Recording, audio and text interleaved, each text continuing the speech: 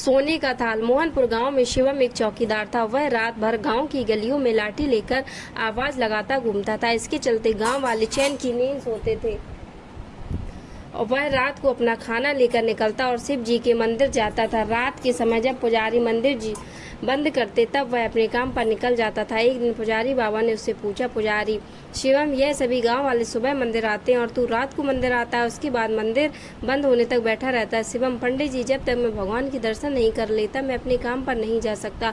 दूसरा, जब तक भगवान बैठे रहते हैं मुझे गाँव की चिंता नहीं है। जब ये सो जाते हैं तब मैं गाँव की रखवाली करने निकलता हूँ।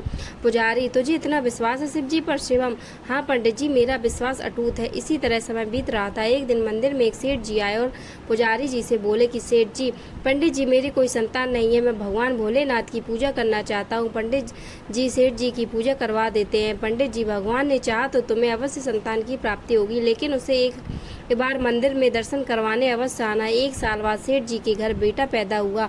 वे अपनी पत्नी व बच्चे के साथ मंदिर पहुंच जाते हैं। सेठ जी, पंडित जी, भोले बाबा ने मेरी पुकार सुन ली। यह सुनकर पंडित जी बहुत खुश होते हैं। उसके बाद सेठ जी कहते हैं, सेठ जी, पंडित जी, मैं शिवलिंग की जगह सोने का शिवलिंग स्थापित करना चाहता हूँ। पंडित जी, यह आप क्या कह रहे हैं? सेठ जी, यह शिवलिंग बहुत पुराना है, हम इसे हटा नहीं सकते, और अगर आपने सोने का शिवलिंग स्थापित कर दिया तो इस खबर के फैलते ही शिवलिंग चोरी होने का खतरा बढ़ जाएगा। सेठ जी, लेकिन पंडित जी, मैंने निर्णय कर लिया है, आप कोई उपाय बताइए। पंडित जी, ठीक है, मैं गांव वालों से सलाह करके आपको बताऊंगा। आप 2 दिन बाद आइए। रात को पंडित जी शिवम से बात करते हैं। शिवम, पंडित जी, आप चिंता ना करें, भोलेनाथ पूरे संसार की रक्षा करते हैं, क्या अपनी शिवलिंग की रक्षा नहीं कर पाएंगे? आप एक काम कीजिए, सेठ जी से कहिए इस शिवलिंग को ही सोने से मढ़वा दें, इससे यह शिवलिंग सोने का दिखने लगेगा और इसे हटाना भी नहीं पड़ेगा। पंडित जी, लेकिन चोरों की नज़र में तो यह सोने का शिवलिंग होगा, उन्हें थोड़ी पता होगा कि यह पत्थर का है। शिवम, आप उसकी चिंता मत कीजिए, जब भोलेनाथ पर छोड़ दीजिए। पंडित जी अगले दिन सेठ जी को सब बता देते हैं। सेठ जी शिवलिंग पर सोने का लगाने का काम शुरू करवा देते। 1 महीने में शिवलिंग सोने का दिखने लगता है। एक दिन पंडित जी शिवम को बुलाते हैं। पंडित जी, शिवम, तुम्हारी बात मानकर मैंने सेठ जी से शिवलिंग पर सोना तो मढ़वा दिया, लेकिन रात में इसकी रखवाली तुम्हारे जिम्मे है।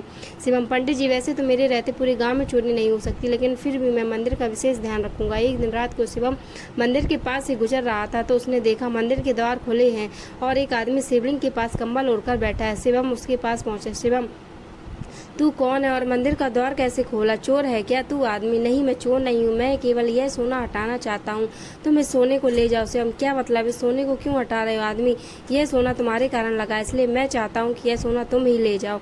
शिवम, आप कौन है और ऐसा क्यों बोल रहे हैं? तभी वह आदमी भगवान शिव के रूप में प्रकट हो जाते हैं।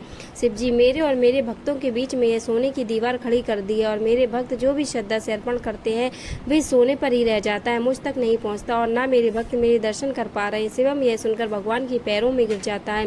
शिवम, प्रभु मुझे माफ कर दीजिए, मैं अज्ञानी समझ नहीं पाया, अब तक जल भी नहीं चढ़ पाया, मैं अभी सोने को हटा देता हूँ। यह कहकर शिवम उस सोने को हटा देता है। भगवान शिव उसे आशीर्वाद देकर अंतर ध्यान हो जाते हैं। सुबह जब मंदिर खुलता है तो पंडित जी यह सब देखकर शिवम से पूछते हैं, शिवम, तूने सारी बात बता देता है? पंडित जी उसी समय सेठ जी को बुलाते हैं। सेठ, भगवान मुझे माफ कर दीजिए, मुझसे बड़ी बहुत भूल हो गई है, अपनी जिद के कारण मैंने आपकी पूजा में बाधा डाली। उस दिन से मंदिर में पहले की तरह पूजा होने लगी। सेठ जी ने वह सोना गरीबों में दान कर दिया। तो दोस्तों, कैसा लगा वीडियो हमें कमेंट्स में बताएं और ऐसे ही वीडियोस के लिए इस चैनल को सब्सक्राइब करें। धन्यवाद।